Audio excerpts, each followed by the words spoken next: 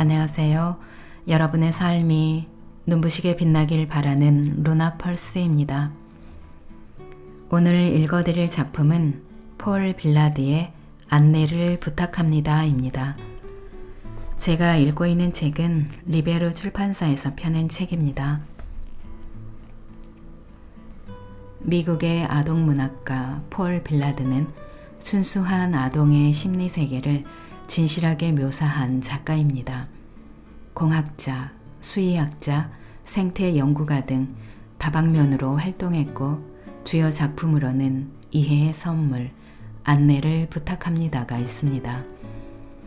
안내를 부탁합니다는 성장소설로 전화 교환원이 전화를 연결해주던 시절을 배경으로 어린 시절 나와 안내원 사이에서 주고받은 대화를 모티브로 하고 있습니다. 호기심 많고 얼굴도 알지 못하는 꼬마의 전화 질문에 성실하게 답변하는 전화 교환원과의 이야기는 잃어버린 우리의 동심을 깨어나게 만듭니다. 여러분에게도 어린 시절 따스하고 아름다운 기억들이 있으실 겁니다. 까맣게 잊고 있었던 기억의 한 페이지에서 친절한 미소를 짓고 있을 그 누군가가 떠오를지도 모릅니다. 그럼 안내를 부탁합니다를 읽어드리겠습니다. 오늘도 책과 함께 편안하고 따스한 시간 되시기 바랍니다.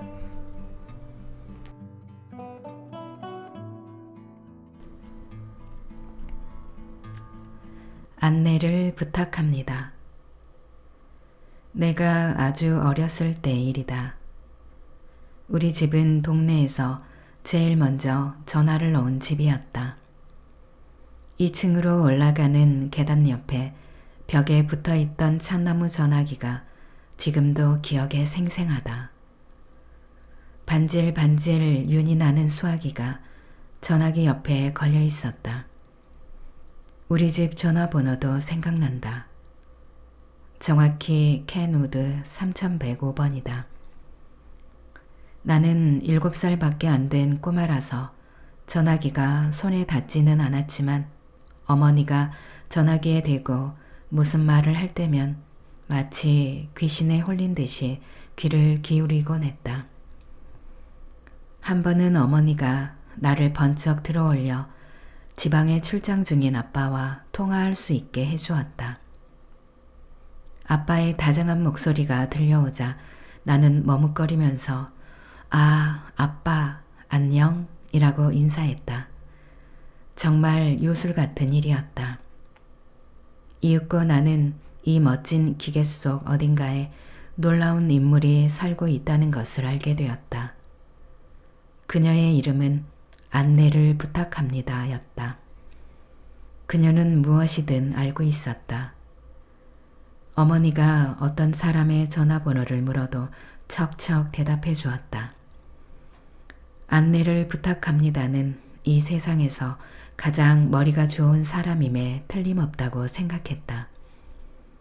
심지어 밥을 주지 않아 우리 집 괴종시계가 멎었을 때도 그녀는 즉시 정확한 시간을 알려주었다. 내가 이 전화기 속의 요정과 처음으로 직접 이야기를 나눈 때는 어머니가 이웃집에 볼일을 보러 가느라 집에 안 계신 어느 날이었다. 그날 나는 지하실에 꾸며놓은 작업대 앞에서 놀다가 그만 망치로 손가락을 찧었다. 너무 아팠지만 집안에는 나를 달래줄 사람이 아무도 없어서 울어봤자 소용이 없을 것 같았다. 나는 쿡쿡 쑤시는 손가락을 입으로 빨면서 집안을 헤매다가 어느덧 층계 옆에 이르렀다. 그래, 전화기다. 나는 얼른 응접실로 달려가 발 받침대를 끌고 와서 그 위에 올라섰다. 수화기를 들고 귀에 갖다 대자 누군가가 물었다. 몇 번 바꿔드릴까요? 나는 키가 작아 가까스로 전화기에 대고 말했다. 안내를 부탁합니다. 한두 번 짤깍거리는 소리가 나더니 작지만 또렷한 음성이 귀에 들려왔다. 안내입니다. 손가락을 다쳤어. 나는 전화기에 대고 울음을 터뜨렸다. 이제 하소연을 들어줄 사람이 생기자 기다렸다는 듯이 눈물이 펑펑 쏟아졌다. 엄마가 안 계시나요? 안내를 부탁합니다가 물었다. 나 말고는 아무도 없어. 나는 훌쩍거리며 대답했다. 피가 나나요? 아니야. 망치로 손가락을 쳤는데 그냥 막 아파요. 냉장고를 열 수 있나요? 네. 그럼 얼음을 조금 꺼내서 손가락에 대고 있어요. 그렇게 하면 금방 아픔이 가실 거예요.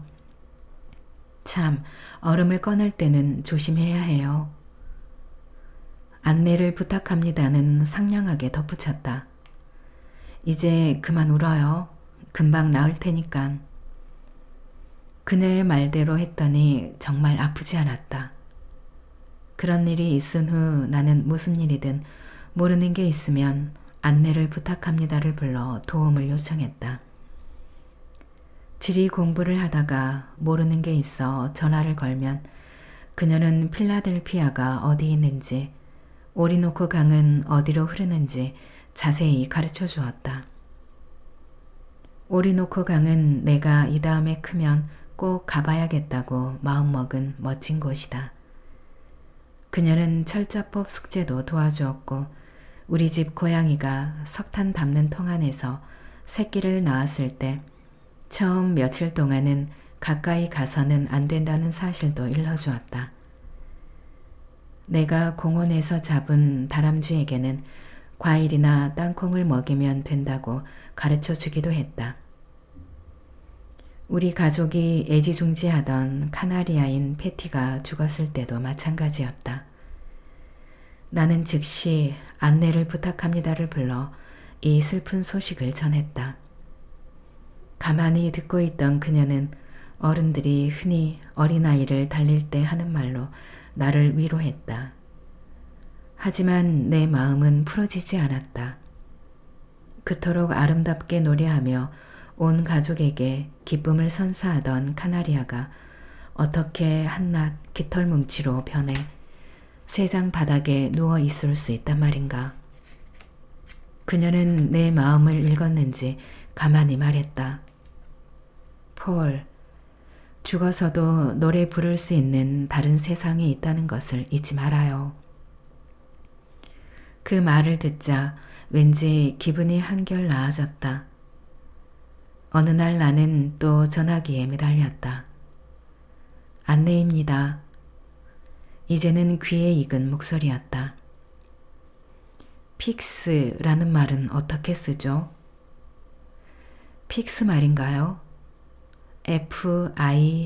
FIX예요. 내가 고맙다는 인사를 하려는데 갑자기 누나가 뒤에서 나를 향해 달려오며 왁 하고 소리쳤다. 나는 깜짝 놀라 수화기를 쥔 채 의자에서 굴러 떨어졌다. 그 바람에 수화기는 뿌리채 전화기에서 뽑히고 말았다. 내가 놀라는 것을 보고 깔깔대던 누나는 내가 전화선을 움켜쥐고 있는 것을 보자 이내 겁에 질려 소리를 질렀다. 그걸 그냥 잡고 있으면 어떻게 해? 전화선이 뽑혔잖아. 내게는 전화선이 문제가 아니었다. 안내를 부탁합니다의 음성이 더 이상 들려오지 않았기 때문이다. 내가 전화선을 뽑아내 혹시 그녀가 다치지 않았는지 걱정되었다. 누나는 어디론가 사라져버렸다. 훌쩍거리며 혼자 계단에 앉아 있었는데 누군가가 현관문을 두드렸다. 문을 열어보니 한 남자가 현관에 서 있었다. 뭐가 잘못됐니? 나는 눈물을 흘리면서 고개를 끄덕였다. 나는 전화를 수리하는 아저씨란다. 저 아래 동네에서 일하고 있지. 전화 안내하는 분이 이 집 전화에 문제가 생긴 것 같다면서 가보라고 하더라. 그는 아직도 내 손에 들려있는 수화기를 잡으며 물었다. 무슨 일이 있었니? 나는 조금 전에 일어난 일에 대해 말해주었다. 아, 그런 건 잠깐이면 고칠 수 있어. 그는 내게서 수화기를 받아들고는 전화기를 열었다. 얽히고 설킨 전선과 코일이 드러났다. 그는 끊어진 전화선을 어디인가 대고 잠시 만지작거리더니 조그만 드라이버로 조여서 고정시켰다. 이어서 수화기 거리를 몇 번 위아래로 흔든 다음 전화에 대고 말했다. 저 피터예요. 3105번 전화는 이제 괜찮아요. 누나가 동생을 놀라게 하는 바람에 전화선이 뽑혔더군요. 이젠 신경 쓸 것 없어요. 다시 연결했으니까. 그럼 수고하세요. 그는 수화기를 전화기에 걸고는 빙그레 웃으면서 내 머리를 한번 쓸어주고 밖으로 나갔다. 이 모든 일은 태평양 연안에 있는 시애틀의 한 작은 마을에서 일어났다. 내가 9살이 되던 해에 우리는 대륙을 가로질러 보스턴으로 이사했다. 몸은 멀어졌지만 안내를 부탁합니다는 여전히 내 마음속에 친절한 만물 박사로 남아있었다. 나는 새로 이사가는 집에 전화기 안에도 그녀가 있을 거라고 생각했으므로 그녀에게 작별 인사도 하지 않았다. 이사를 하고 며칠 지나서 짐이 거의 다 정리되었을 때 일이다. 엄마가 거실 소파에 앉아 테이블 위에 있는 이상한 검은 물건을 들고 이야기를 하기 시작했다. 엄마가 말을 마치자 나는 그게 뭐냐고 물었다. 뭐긴 뭐야, 새 전화지. 나는 공포에 질린 채 그 검은 물건을 뚫어지게 쳐다보았다. 안내를 부탁합니다는 그 홀쭉하고 흉측한 물건 속에 들어가 있을 수는 없을 것이다.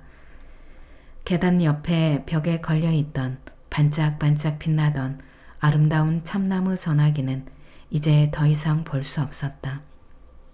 내 귀에 대고 속삭이던 작고 부드러운 목소리도 사라졌다. 나는 심한 배신감을 느꼈다. 이제는 내가 모르는 게 있어도 안내를 부탁합니다에게 물어볼 수 없게 된 것이다.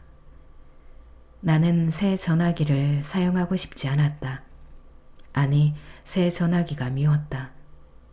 내 인생에서 소중한 것을 빼앗아간 새 전화기는 더 이상 친구가 아니라 적이었다. 나는 심통이 나서 새 전화기를 밀쳤다. 전화기가 테이블에서 떨어져 바닥에 나둥그렇지만 내버려 둔 채 밖으로 나가버렸다. 세월이 흘러 10대가 되어서야 전화기가 어떻게 작동되는지를 알게 되었다. 안내를 부탁합니다는 점점 기억에서 희미해졌지만 내 마음속 깊은 곳에 여전히 남아있었다. 간혹 어려운 문제나 난처한 일이 생기면 그 옛날에 안내를 부탁합니다가 떠올랐다.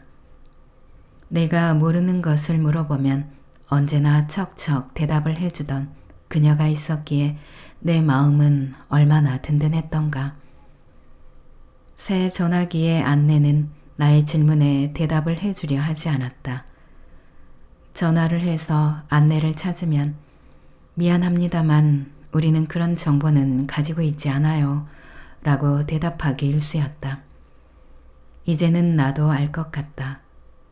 얼굴도 모르는 호기심 많은 꼬마에게 자신의 귀중한 시간을 내어준 그녀는 얼마나 참을성 있고 이해심이 깊은 사람이었던가. 누나가 결혼을 한 뒤 어릴 적에 살던 케누드에서 그리 멀지 않은 곳에 살게 되었다. 몇 년 후 나는 대학에 입학하기 전에 누나 집에 며칠 머물렀다. 누나가 사는 동네의 전화국도 케누드에 있었다. 어느 날 오후 별 생각 없이 누나의 전화를 집어들고 귀에 갖다 댔다. 그러자 몇 번을 바꿔드릴까요? 라는 목소리가 들려왔다. 나는 마법에 홀린 듯 무의식적으로 대답했다. 안내를 부탁합니다. 한두 번 짤깍거리는 소리가 나더니 이어서 낯익은 목소리가 들려왔다.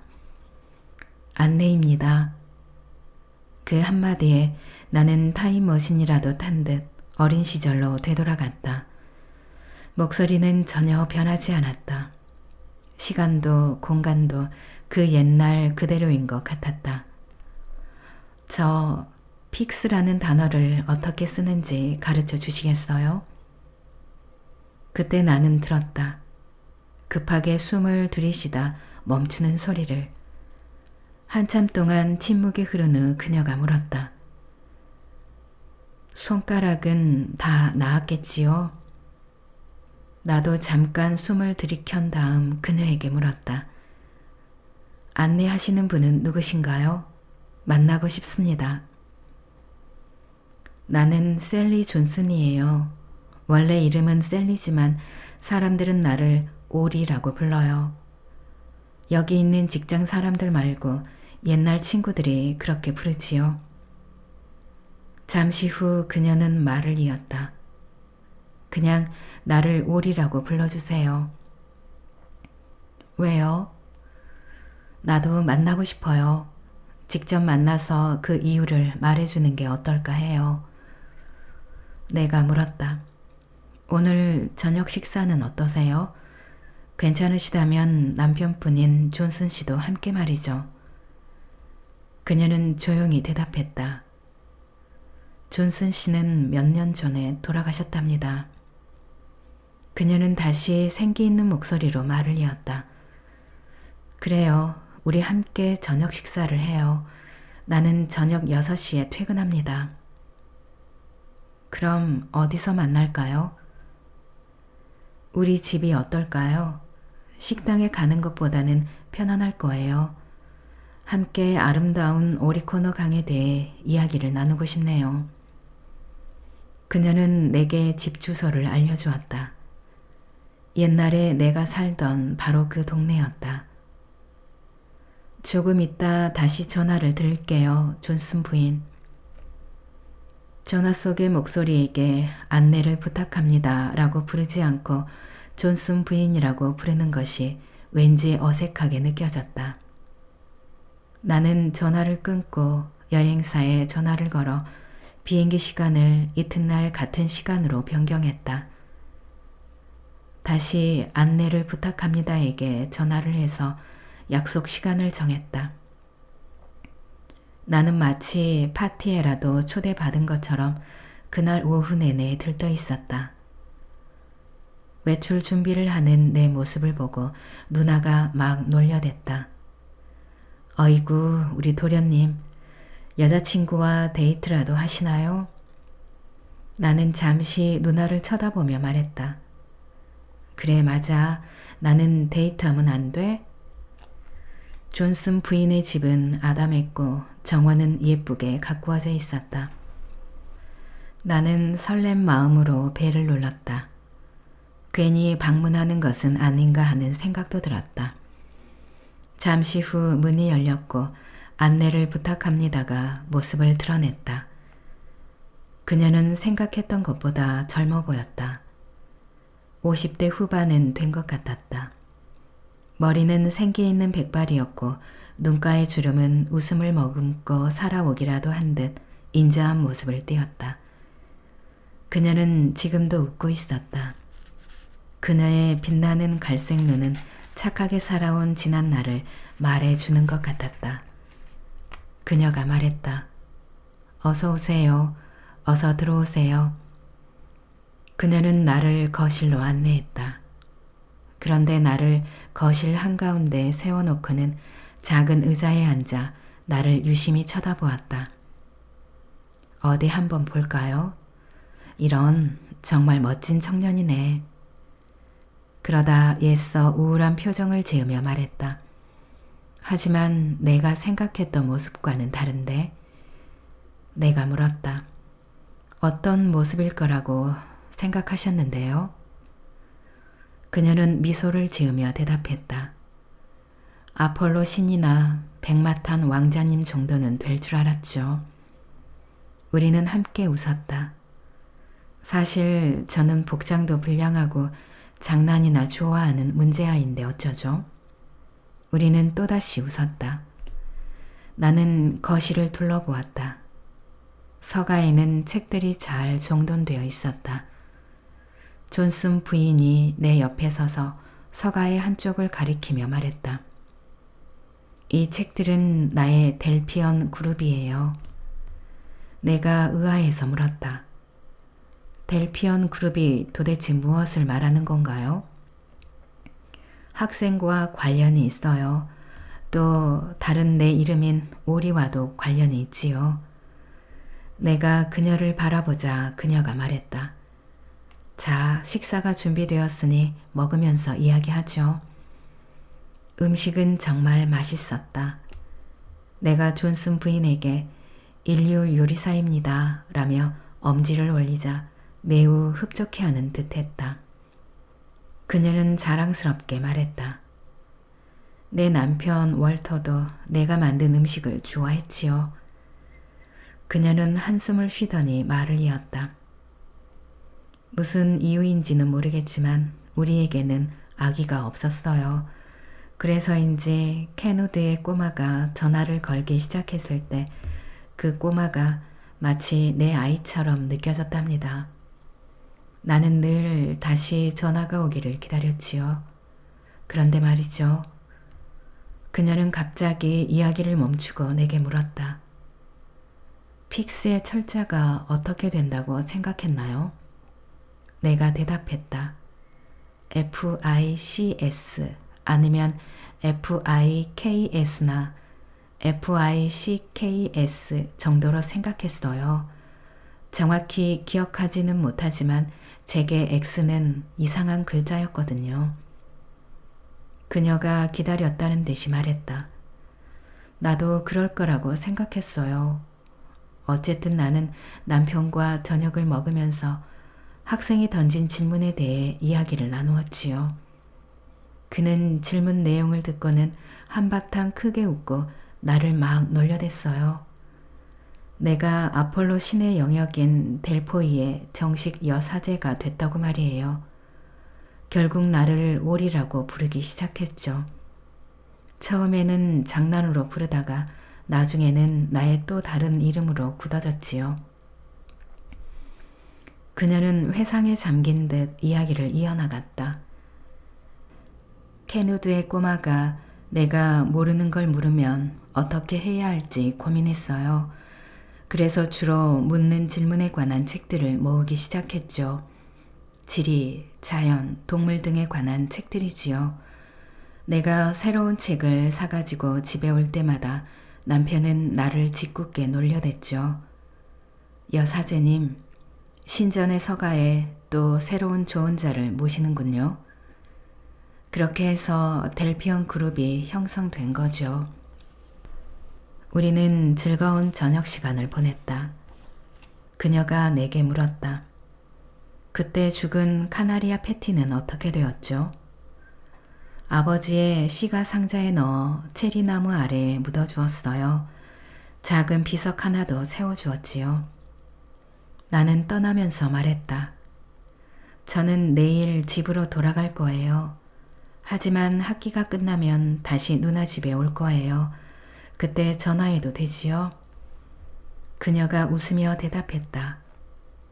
캐누드에 있는 아무 전화나 집어들고 안내를 부탁합니다를 찾으세요. 나는 오후에 근무해요. 몇 달 뒤 나는 다시 시애틀로 돌아왔다. 공항에 내리자마자 제일 먼저 안내를 부탁합니다에게 전화를 걸었다. 안내입니다. 다른 목소리가 대답했다. 나는 셀리 씨를 찾는다고 말했다. 셀리 씨의 친구이신가요? 오랜 친구입니다. 폴 빌라드라고 전해주세요. 다른 목소리가 가라앉은 음성으로 말했다. 유감스럽지만 말씀드리지 않을 수가 없군요. 셀리 씨는 몸이 좋지 않아 지난 몇 달 동안 오후에만 근무를 해오셨어요. 그러다 5주 전에 돌아가셨어요. 내가 전화를 끊으려 하자 그녀가 물었다. 잠깐만요. 혹시 폴 빌라드 씨라고 했던가요? 그렇습니다. 셀리 씨가 마지막 출근하던 날 빌라드 씨에게 남긴 메모가 있어요. 빌라드 씨가 전화를 걸어오면 그때 읽어주라고 부탁을 하셨거든요. 무슨 메모인데요? 그녀가 대답하지 않아도 순간적으로 나는 그게 무슨 말인지 알 것 같았다. 여기 있군요. 읽어드리겠습니다. 폴에게 말해줘요. 내게는 여전히 죽어서도 노래를 부를 수 있는 다른 세상이 있다고. 그는 내 말뜻을 이해할 거예요. 나는 감사하다고 말하고 전화를 끊었다.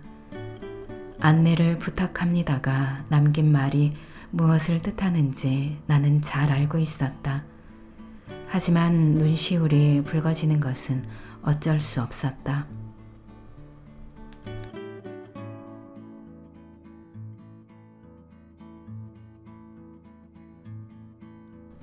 낭독은 여기까지입니다. 여러분의 구독과 좋아요, 댓글은 저에게 큰 힘이 되는 거 아시죠? 오늘도 끝까지 들어주셔서 감사합니다.